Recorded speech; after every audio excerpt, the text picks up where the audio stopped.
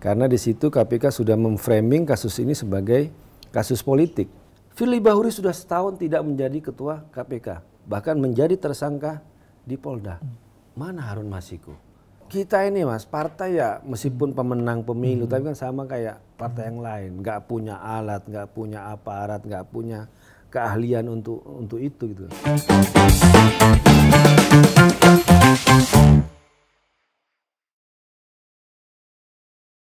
Anda menyaksikan Politik Talk. Awal pekan ini publik dikejutkan dengan kemunculan Sekjen PDI Perjuangan di Gedung Merah Putih KPK. Akhirnya, Hasto Kristianto diperiksa untuk pertama kalinya sebagai tersangka dan datang langsung ke lembaga anti rasuah. Tapi publik banyak yang bertanya, apakah ketika sudah datang ke KPK langsung ditahan? Nyatanya, Hasto tidak mengenakan rompi oranye. Dan pemeriksaan hanya berlangsung sekitar 3,5 jam. Ada apa sebenarnya di dalam antara interaksi penyidik dan juga Sekjen PDI Perjuangan? Kami sudah menghadirkan ada juru bicara PDI Perjuangan langsung, Mas Guntur Romli. Sehat, Mas Guntur? Sehat, alhamdulillah. Gimana Mas? Ngegas terus Mas Guntur. Minggu-minggu ini kami lihat PDIP luar biasa. Ini gimana Mas? Awalnya dikasih kayak kado Natal loh Mas ya. Iya. Pertama tersangka tuh kalau tidak salah catatan kami 24 Desember 2024. Betul. Sampai akhirnya Hasto kemarin muncul di KPK. Sampai nggak ikut misa Natal, malam Natal. Nggak ikutan? Iya, akhirnya ya karena gimana? Tiba-tiba ditetapkan tersangka ya kan.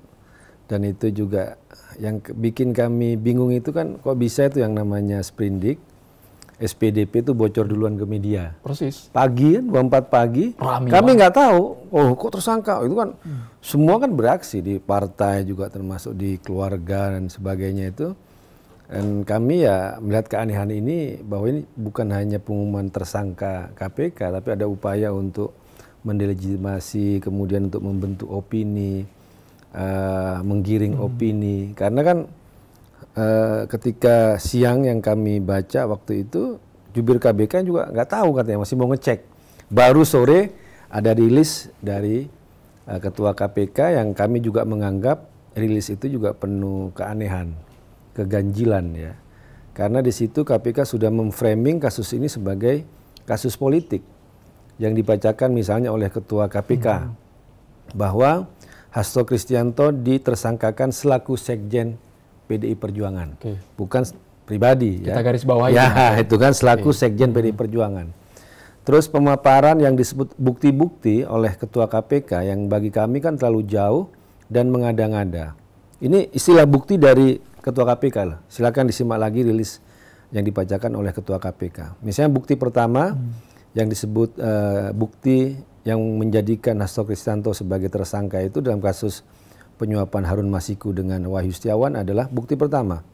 Menempatkan Harun Masiku yang orang Toraja, Sulawesi Selatan menjadi caleg di Sumatera Selatan. Orang bertanya-tanya apa hubungannya antara penempatan caleg dengan bukti penyuapan. Kemudian apa masalahnya orang Toraja jadi caleg di Sumatera Selatan. Adian Napitupulu orang Batak jadi caleg di Bogor. Fadlizon orang Minang, Sumatera Barat jadi caleg di Bogor. Kan tidak terbatas dengan suku dan asal-usul daerah soal penempatan caleg. Kemudian itu adalah tugas dari partai. Kenapa kok dijadikan disebut sebagai bukti dalam kasus penyuapan ini? Publik menurut saya heran ya. Yang kedua juga adalah masalah PAW. Pergantian antar waktu ya. Dan itu lagi-lagi itu juga masalah internal partai. Karena dalam kasus PAW, betul Harun Masiku mendapatkan PAW ya dalam pemilu waktu itu karena caleg yang nomor 1 almarhum Nazaruddin Kemas meninggal. Kemudian PAW juga tidak dilakukan kepada Harun Masiku, ada nama Maria Lestari. Dan itu tidak hanya PDI Perjuangan mengajukan PAW waktu itu, ada Mulan Jamilah dari Partai Gerindra waktu itu yang sama melompati 2 orang di atasnya. Dapat juga. Nah, sementara Harun Masiku itu juga mendapatkan fatwa Mahkamah Agung nomor 57B tahun 2019. Jadi dinyatakan di situ bahwa untuk caleg ya, suara caleg yang meninggal dunia itu diserahkan kepada partai. Jadi tidak otomatis orang nomor 2 setelah caleg itu meninggal yang namanya Rizky Aprilia ya, Tapi partai bisa menentukan hak untuk mencalonkan siapa caleg yang dianggap paling tepat. Dan itu semua prosedur berdasarkan rapat di partai, di DPP, kemudian sekjen hanya melanjutkan apa yang menjadi tugasnya. Tapi yaitu pencalekan proses PAW kok oleh Ketua KPK disebut sebagai bukti dalam kasus penyuapan Harun Masiku dengan Wahyu Setiawan. Ini kan sudah jelas mengada-ngada. Meskipun ya. dalam konferensi KPK kan juga bilang ada upaya dari Hasto melobi Rizky, tapi Rizkynya nolak, nggak mau Rizky mundur. Gua udah berjuang kampanye repot-repot disuruh mundur, nggak mau gua. Itu tidak ada itu, Mas. Karena itu versi KPK loh, Mas, saat konferensi. Iya, konferensi pers itu. Karena persoalan siapa yang ditunjuk oleh partai itu kan kewenangan partai.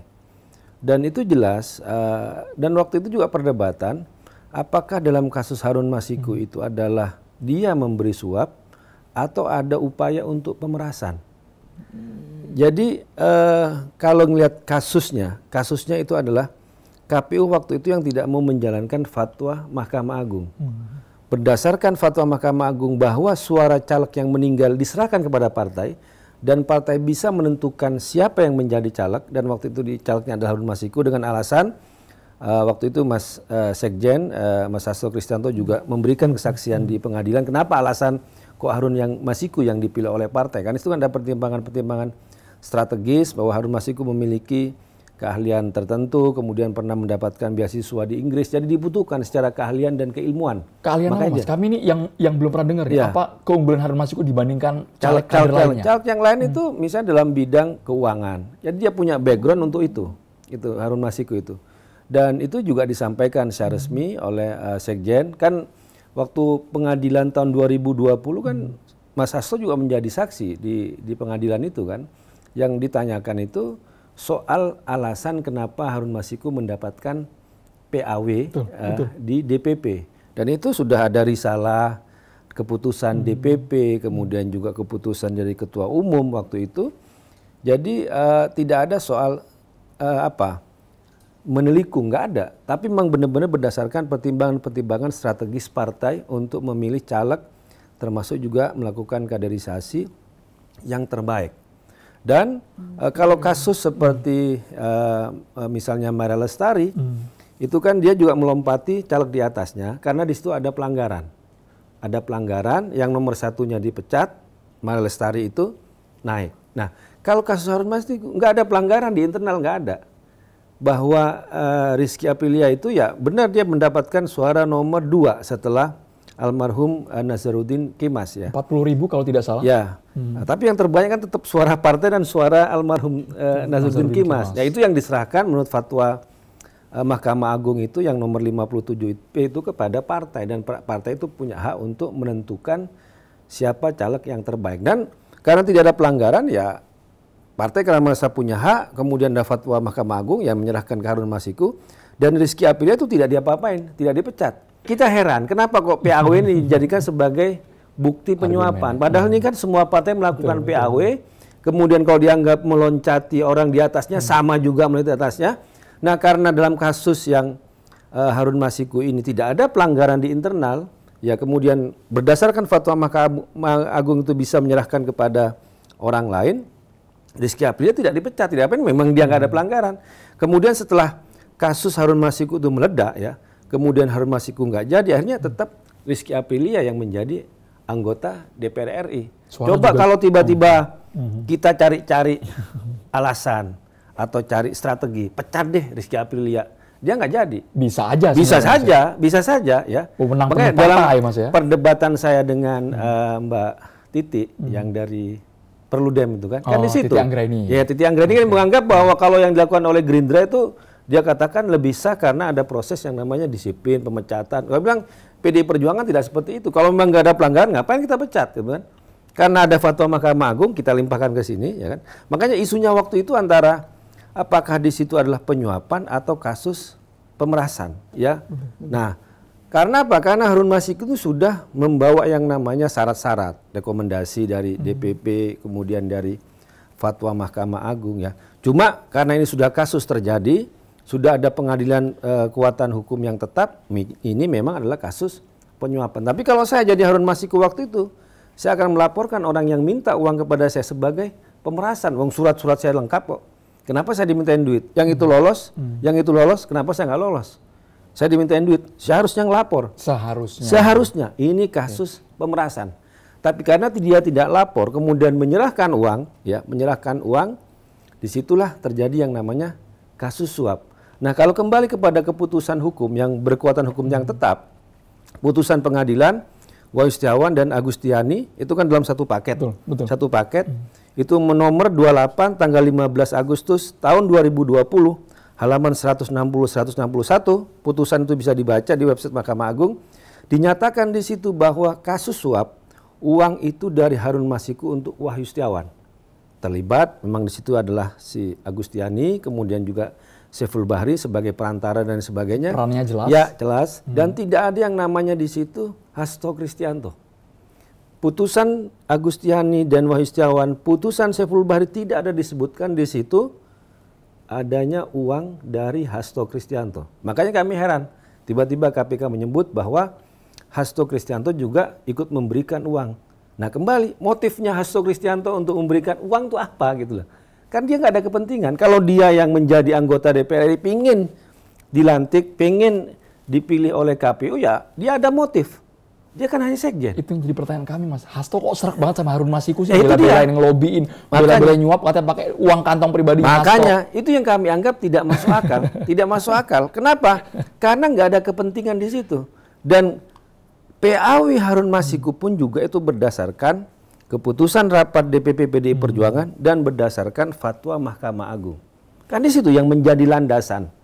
Bukan karena keinginan pribadinya Hasto Kristianto. Kan sekjen tuh nggak bisa tuh ngotak-ngatik caleg, apalagi PAW nggak bisa. Kenapa? Dia hanya menjalankan yang disebut dengan fungsi kesekjenan, yaitu berdasarkan rapat DPP, rapat resmi dari partai. Dan juga keputusan dari Ibu Ketua Umum.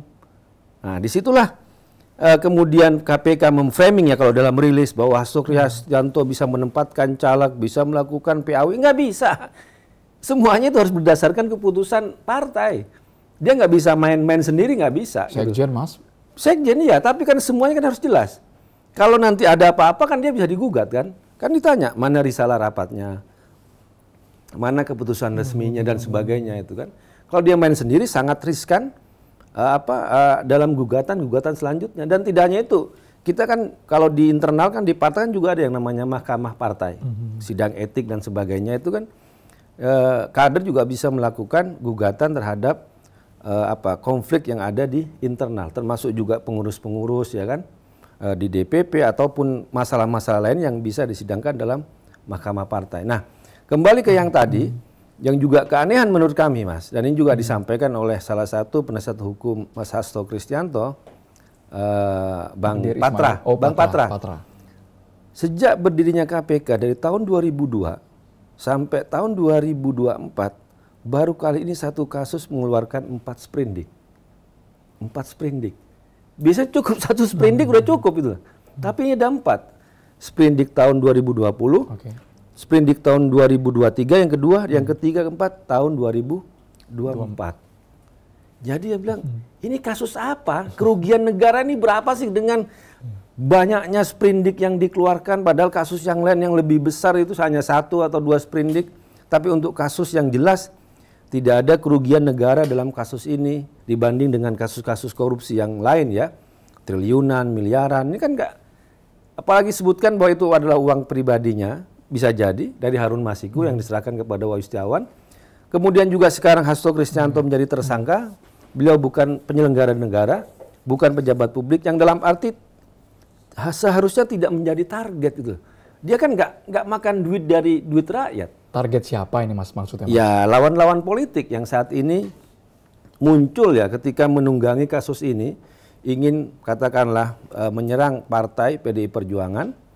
Dan Mas Hasto sudah sampaikan dalam 1 tahun belakangan ini ketika beliau itu mengambil posisi yang sangat kritis terhadap pemerintahan Jokowi, lantang bicara soal pengerusakan demokrasi, soal otak-atik konstitusi, pelanggaran etik, soal dugaan KKN dan sebagainya kan. Mas Hasto kan mengatakan bahwa selalu diancam dengan kasus Harun Masiku. Jangan keras-keras, nanti kamu jadi tersangka kasus Harun Masiku. Ada yang bawa pesan lembut gitu. Dari internal ada peringatan itu ke Hasto, Mas? Dari luar. Mengingatkan? Dari luar. Dari luar? Dari luar, itu dari luar. Itulah. Tapi karena Mas Hasto merasa yakin dirinya tidak terlibat dalam kasus Harun Masiku berdasarkan putusan pengadilan yang sudah berkekuatan hukum yang tetap, ya nggak mundur. Tapi sprindik langsung double, Mas. Nah, Sprindik suap, sprindik perintangan penyidikan itu pula. juga menjadi persoalan. Ketika kita misalnya saya banyak juga tampil diskusi dengan misalnya Pak Ganjar Laksmana, ahli pidana UI, kemudian juga Prof. Jamin Ginting ya, yang juga ahli pidana dari UPH, bahwa di situ ada kekeliruan dengan mentersangkakan Mas Hasto itu dengan 2 pasal sekaligus itu.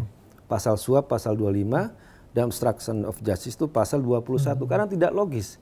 Kalau orang itu ditersangkakan suap ya, maka ya orang namanya dia melakukan kejahatan, dia itu bisa melakukan yang namanya menghilangkan barang bukti atau merintangi penyidikan katanya itu. Soalnya rekamannya jelas banget, Mas. Hasto menyuruh Harun Masiku itu HP.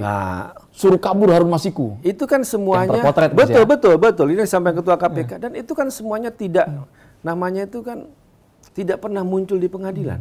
Makanya kita selalu bilang kita kembali deh kepada fakta hukum, kepada putusan pengadilan. Adakah suara-suara atau spekulasi atau cerita itu muncul di pengadilan? Kan nggak ada. Dalam sidangnya Wahyu Setiawan nggak ada, dalam sidangnya Agustiani nggak ada, dalam sidangnya Saiful Bahri juga nggak ada cerita-cerita seperti itu. Gitu kan. Kan bagi kami itu kan semua cerita-cerita itu kan tidak berdasarkan apa yang menjadi bukti-bukti yang ada di pengadilan, fakta-fakta pengadilan. Gitu loh. Ini cerita-cerita yang berkembang yang sedemikian rupa yang kami sebut sebagai sebuah rekayasa yang menjadi alasan penetapan Mas Hasto Kristianto. Tapi kalau rekayasa tudingannya kayaknya kasar banget, Mas. KPK kan mengklaim punya bukti dokumen elektronik, mungkin sadapan dari HP Hasto. Ya, makanya kami sebut, kan kami tahu apa yang mereka ambil rampas waktu kasus misalnya. Apa aja, Mas? Kita ingatkan lagi nih penonton politik TikTok nih. Apa aja, Mas, waktu itu, Mas? Waktu itu kan misalnya yang berdus-dusu soal masuknya. Box-boxnya banyak banget kayaknya yang diambil kan dari rumah Hasto gitu. Yang di rumahnya itu USB sama buku catatan kecil. Tapi itu kan seolah-olah ditaruh di koper besar, seolah-olah banyak yang diambil, padahal 2 itu. Dan itu kan ada bukti namanya penandatanganan penyitaan dan ada penasihat hukum yang mendampingi Bang Johannes Tobing waktu itu. Dan itu hanya 2 item itu. USB sama dokumen. Sama buku catatan kecil punyanya Kusnadi. Ya, soal dia patungan patungan dengan adiknya nanam bawang di Brebes. Ini uangnya Kusnadi 10 juta, adiknya 10 juta, kemudian untuk pengairan segini. 1 halaman aja di depan. Nggak ada catatan nggak ada catatan Masiku. Saya aja ada fotonya sama ininya itu. Kenapa diambil? Ya itu dia, itu kan. Kemudian ditaruh di koper yang seolah-olah membawa barang yang banyak. Ini kan saya bilang drama, semua drama, rekayasa. Apalagi yang sebutkan tadi kan dari keanehan-keanehan, apa yang disebut dengan bukti, kemudian menjadi alasan, kemudian sprindik bocor duluan ke media, kemudian juga sprindik sampai 4 kali dalam satu kasus. Ini kita sebut dengan keanehan. Jadi oke, memang KPK punya kewenangan, penyidik punya kewenangan untuk menetapkan tersangka, melakukan penggeledahan dan lain sebagainya. Tapi kami juga mau bertanya kepada KPK, apakah mau sejauh itu? Padahal tidak ada kerugian uang negara. Mas Hasto bukan pejabat publik. Kemudian KPK ini kan lahir kan untuk memberantas korupsi yang besar-besar, yang selama ini menyulitkan untuk pemberantasannya kan. Bukan kasus-kasus yang receh-receh. Kalau itu kan polisi bisa, kejaksaan bisa, tapi KPK kan harusnya yang besar-besar lah. Ini kan nggak jelas kasus-kasus seperti ini kan. Tapi kan tindakan perilakunya melibatkan penyelenggara negara kan, Mas. Waktu itu mantan komisioner KPU. Betul, tahun 2020.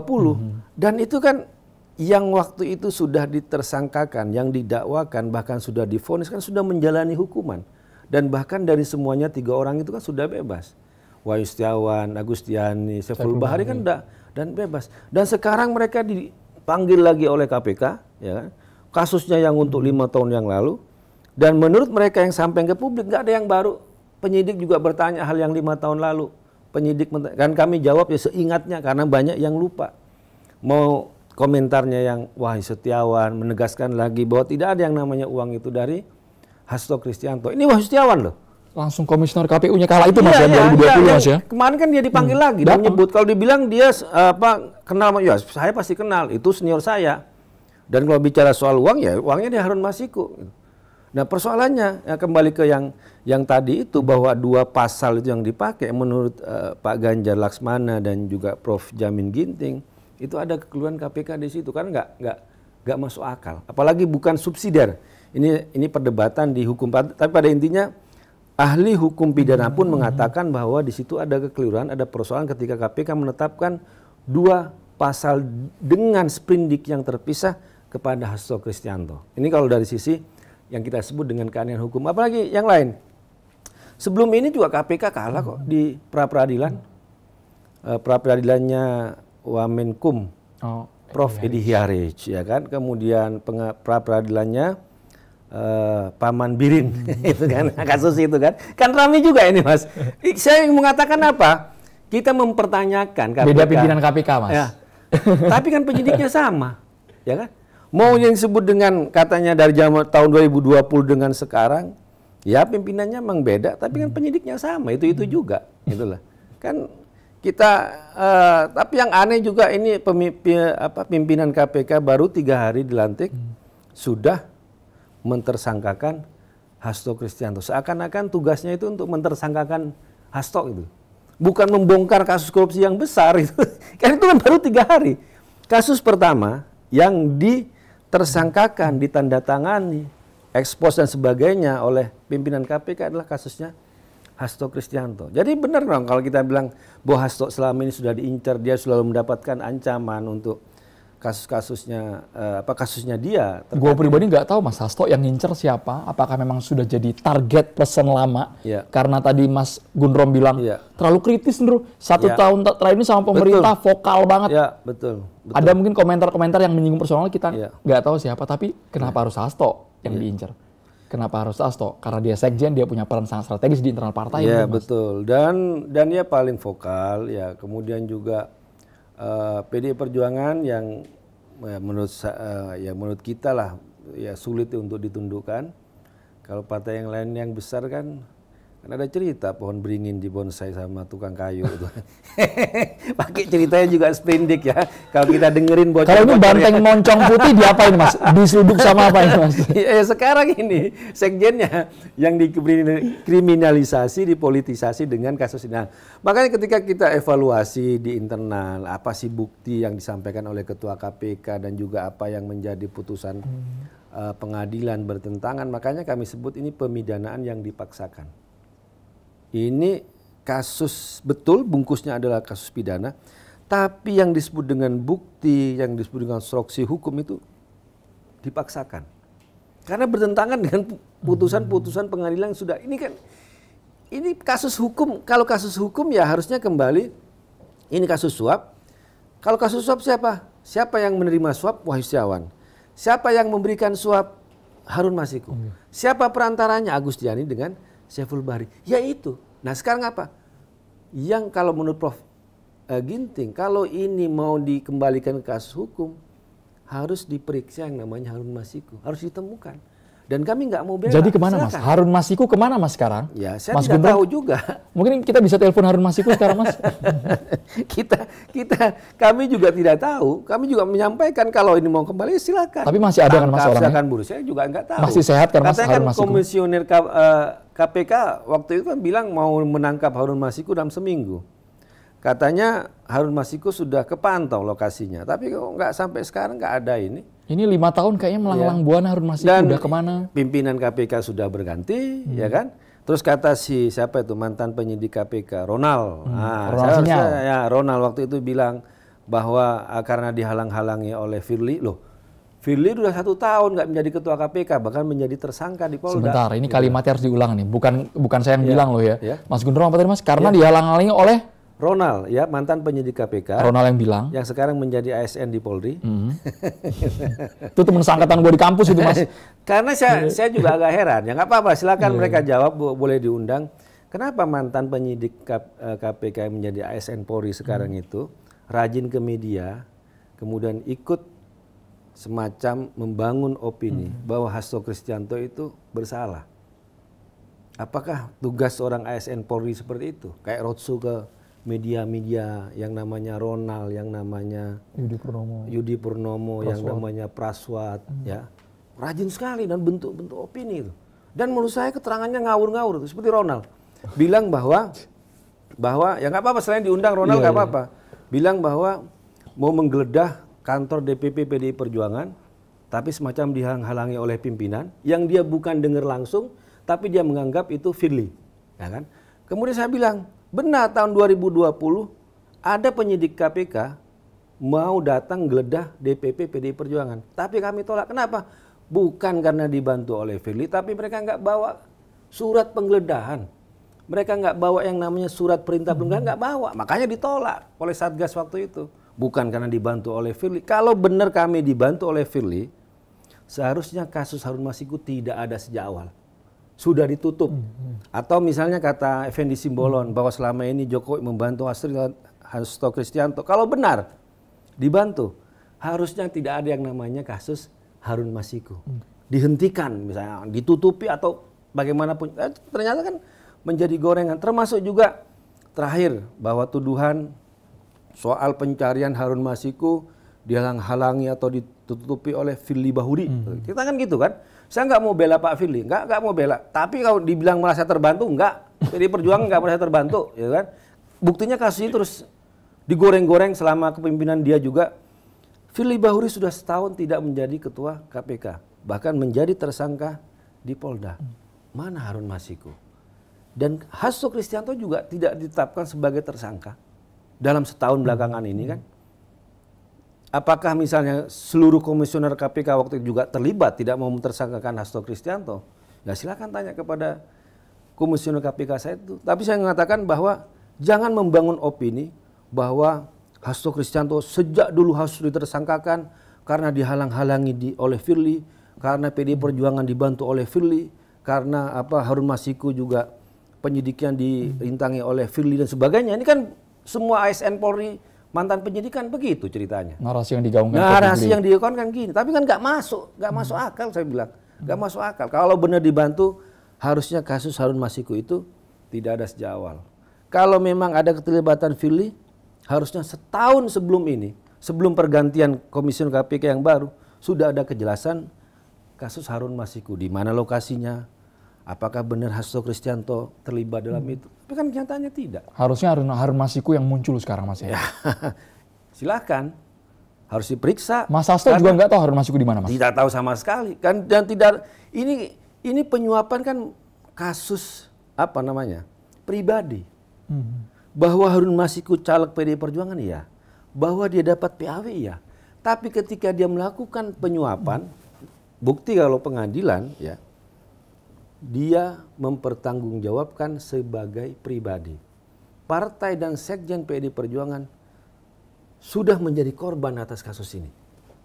Menjadi bulan-bulanan, menjadi stigma, tuduhan, termasuk tuduhan sekjen dianggap menyembunyikan Harun Masiku, dianggap terlibat dalam kasus penyuapan. Kan selama 5 tahun ini kan PDI Perjuangan dan sekjen PDI Perjuangan menjadi korban. Dampaknya apa Mas sekarang yang dirasakan setelah sang sekjen jadi TSK ini?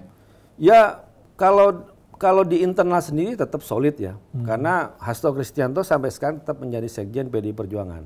Masih ya. Nggak ada misalnya muncul ada keretakan atau pembahasan isu pergantian sekjen itu belum ada sampai sekarang. Karena kan itu hak dari Ibu Ketua Umum ya. Apalagi kalau kita lihat dalam HUT 52 tahun kemarin ya. Ibu Megawati Soekarno Putri kan memberikan pembelaan yang tegas terhadap Mas Hasto. Ini pembelaan apakah dalam bentuk perlawanan bisa disebut seperti itu, Mas? Perlawanan, tentu saja perlawanan ya. Perlawanan karena ya itu bagi orang yang katakanlah waras ya, yang ngerti kasus ini itu kan jelas sekali bahwa itu ada alasan yang sangat mengada-ngada di situ. Ada orderan, ada proyek politik. Ngadi-ngadi kalau bahasa anak sekarang kata ngadi-ngadi. Soalnya sekarang kental aroma gini Mas. Kabarnya sang ketua umum sedang mendekati Prabowo Subianto. Lagi dibujukan. Kemarin ada viral video Mbak Puan bisikin, Pak Prabowo itu pengen ketemu sama Mama. Itu kan video yang lagi viral, Mas. Iya. Apakah betul itu salah satu upaya agar bantuin Hasto dong? Spekulasinya gitu, Mas, di luar. Enggak lah, enggak ada hubungannya gitu. Dan juga kita enggak mau menjebak pemerintah sekarang atau presiden yang Prabowo Subianto untuk melakukan intervensi politik terhadap kasus hukum. Selama ini yang kami kritik dari pemerintahan Jokowi di akhir periodenya kan menjadikan kasus hukum sebagai senjata politik. Ini problem besar ya. Dan karena itu ya soal kedekatan Ibu Megawati dengan Presiden Prabowo itu kan sudah lama. Chemistry-nya sudah ada, pernah berpasangan tahun 2009, ada Mega Pro. Dan juga hubungannya selama ini baik, bahwa Ibu Mega menyampaikan bahwa saya dengan Pak Prabowo tidak ada musuhan. Ya beda-beda, beliau sekarang pegang pemerintahan, saya di luar pemerintahan, tapi tidak diartikan sebagai permusuhan. Nah itu yang harus kita juga simak. Saya pribadi sangat berharap pertemuan itu terjadi. Chemistry udah ada. Ya, chemistry sudah ada. Dan juga sekarang ini yang kami dengar juga senior-senior kami lah ya, senior kami dan juga senior yang ada di Gerindra sedang menyusun rencana pertemuan itu, soal tempat, soal waktu, karena kan pastinya Presiden Prabowo kan memiliki jadwal yang sangat banyak ya kan, karena untuk pemerintahan Indonesia. Tapi pada intinya yang ingin kami sampaikan bahwa kedekatan Ibu Mega dengan Presiden Prabowo sudah lama, secara historis, ideologi sama-sama memegang partai nasionalis. Tapi yang lebih penting, Mas, biar ini tidak ditafsirkan macam-macam ya. Soalnya kami menafsirkan jangan-jangan salah satu poinnya membicarakan soal Hasto. Kan, itu terlalu rendah untuk Ibu Mega itu kan. Yang menjadi waktu itu fokus ucapan terima kasih Ibu Megawati kepada Presiden Prabowo Subianto. Karena menindaklanjuti pencabutan TAP MPRS nomor 33 tahun 1967 yang isinya itu kan tuduhannya sangat jam terhadap Bung Karno, pengkhianatan, keterlibatan dengan G30 PKI itu kan. Kata Ibu Mega, ini gimana proklamator yang sudah menyerahkan seluruh hidup, raganya semuanya untuk Republik ini, tiba-tiba di ujung pemerintahannya itu disebut dengan pengkhianat.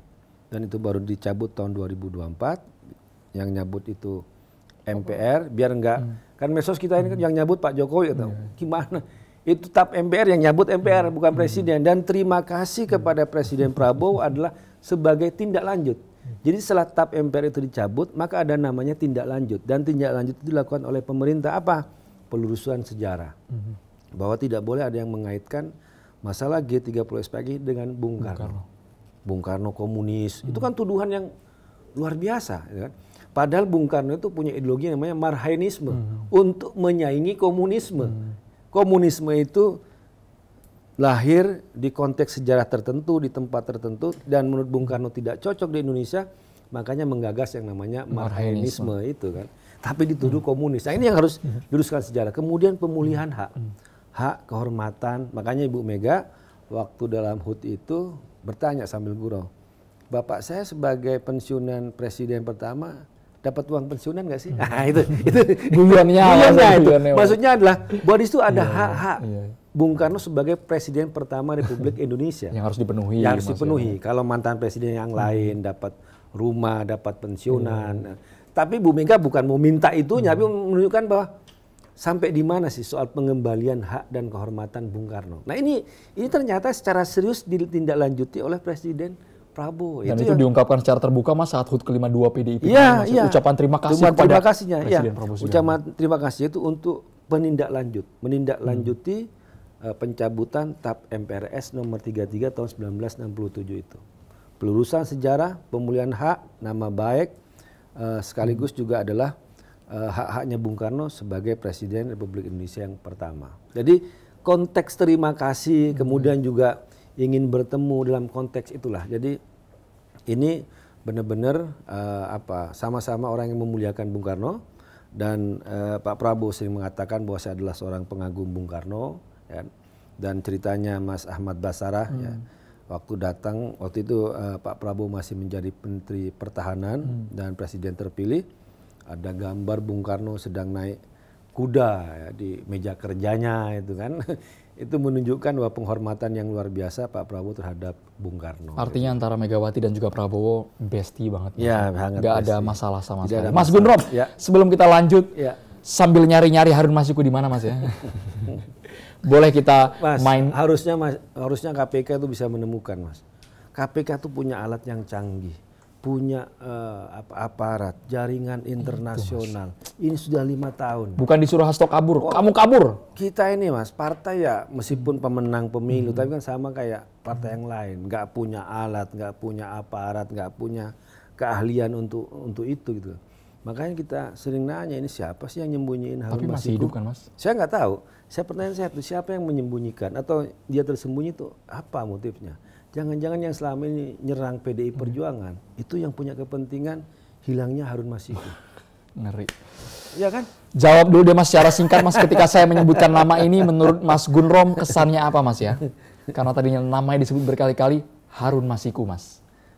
Harus ditemukan, harus diperiksa agar jelas kasusnya. Oke. Ya.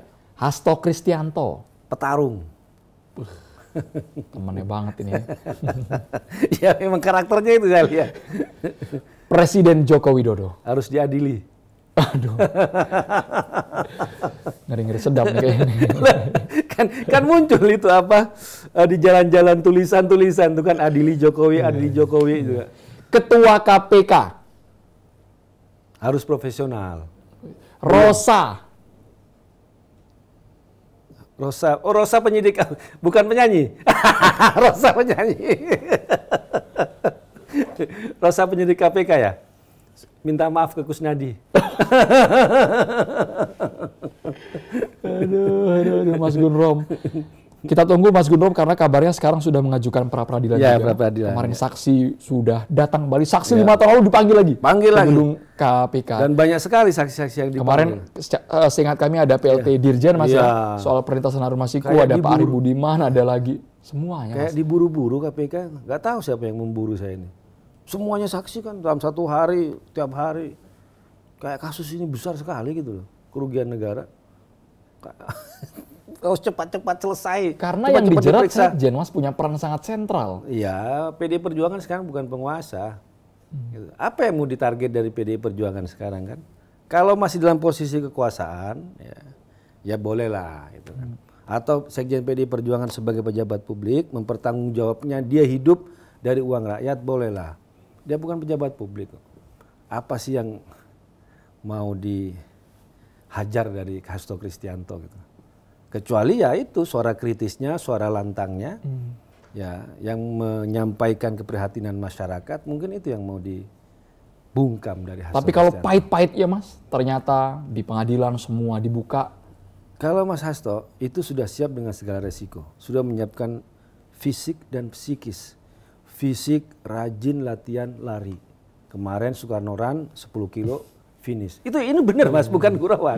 Benar, rajin lari pagi keliling GBK, benar itu untuk menyiapkan fisik ya. Kalau dia masuk penjara itu kan, secara psikis tentu saja ya spiritual lah itu kan. Ketika juga waktu kemarin kami nganter ke gedung KPK hari Senin, ketika media nanya ke saya sampaikan Mas Hasto udah siap lahir batin.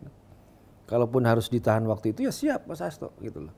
Udah bawa tas, kita bawain. Kalau nggak bisa keluar lagi tinggal kita titipin tasnya gitu. Itu udah siap lahir batin Mas Hasto itu dengan resiko. Karena menurut Mas Hasto itu kalau dia bandingkan dengan apa yang terjadi sekarang dengan Bung Karno katanya, itu nggak ada apa-apanya. Bung Karno zaman penjajahan, di penjara, dibuang oleh Belanda, dan di akhir pemerintahannya, bagaimana beliau ditahan tanpa proses pengadilan sampai meninggal, obat-obatan juga tidak terpenuhi, ya istilahnya meninggal dalam suasana yang penuh dengan kekejaman. Gitu. Jadi kata Mas Hasto, saya nggak ada apa-apanya dibanding Bung Karno, saya segala siap. Ini bagian dari resiko perjuangan, kata dia. Jadi Hasto siap dengan segala konsekuensi. Dengan Walaupun segala konsekuensi. sebagai media kami hubungin nggak angkat, mungkin kalau Mas Gun Rom hubungin sekarang mungkin Jadi langsung gini, diangkat oh kan, ya, Mas, ya? kalau soal materi hukum, gini. Jadi Mas Hasto itu ketika sampai ke gedung KPK, ya menyampaikan keterangan pers, ya soal kenapa datang, kemudian mengajukan penundaan pemeriksaan kepada pimpinan KPK kuasa hukumnya, karena kan mengajukan pra peradilan, tapi kan ditolak oleh pimpinan KPK, tetap diperiksa ya dua kasus itu hari Senin itu. Nah, ketika sudah masuk ke dalam materi penyidikan, itu Mas Hasto menyerahkan kepada kuasa hukum, karena ya apa yang sudah muncul dari ucapan Mas Hasto itu kan bisa menjadi keterangan, bisa menjadi bukti, bisa menjadi apa, meskipun kan di luar gedung KPK atau di mana-mana, tapi kan ucapannya ada resiko, tanggung jawab hukum istilahnya itu kan. Makanya hati-hati untuk bicara yang terkait dengan materi-materi penyidikan dan materi hukum itu sendiri, diserahkan kepada kuasa hukum. Oke, sambil kita nantikan bersama dalam 1-2 minggu ini apakah ada kejutan, bagaimana jerat terhadap Sekjen PDI Perjuangan Hasto Kristianto. Mas Gun Rom, kita bisa sama-sama menghela nafas Mas ya. Pengen sih duduk bareng sama KPK supaya clear gitu Mas ya. Thank you banget Mas Gun Rom sudah hadir di Politik Talk. Kita tunggu tanggapan teman-teman mengenai kasus suap dan juga obstruction of justice, perintangan penyidikan yang tersangkanya adalah Sekjen PDI Perjuangan Hasto Kristianto. Terima kasih, subscribe, comment, and likes YouTube TV One News di podcast Politik Talk. Saya Andrew Budi Merkuri. Thank you. Terima kasih. Sukses, Mas Gun Rom.